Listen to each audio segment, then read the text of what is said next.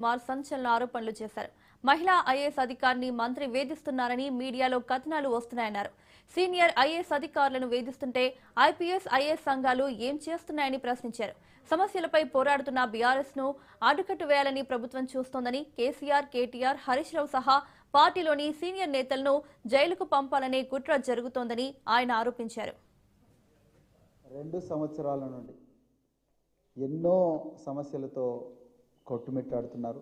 మహిళా ఐఏఎస్ అధికారిని ఒక మంత్రి వేధిస్తున్నాడు అని చెప్పేసి, అంటే ఎంత తెలంగాణ మహిళలు గౌరవింపబడే నేల.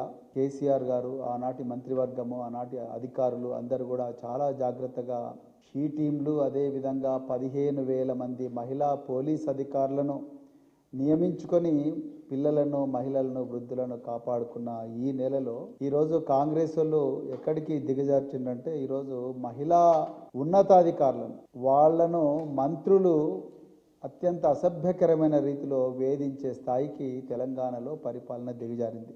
వీరోచితంగా పోరాడుతున్న బీఆర్ఎస్ పార్టీకి అడ్డుకట్ట వేయాలని తెలంగాణ తొలి ముఖ్యమంత్రి, తెలంగాణ సాధకులు, స్వాప్నికులు, మరి గౌరవ కేసీఆర్ గారిని, హరీష్ రావు గారిని, కేటీఆర్ గారిని, వారితో పనిచేస్తున్న సీనియర్ నాయకులను జైలుకు పంపించాలనే ఒక భారీ కుట్ర తెలంగాణలో జరుగుతున్నది. ఏవో డ్రామాలు రోజు చేస్తూనే ఉన్నాడు. ఏవి నడవకపోతే తీవ్రమైన దుర్భాష బయట, అసెంబ్లీ లోపల, అసెంబ్లీ బయట, అసెంబ్లీ లోపల దుర్భాషలు ఆడుతున్న పరిస్థితి.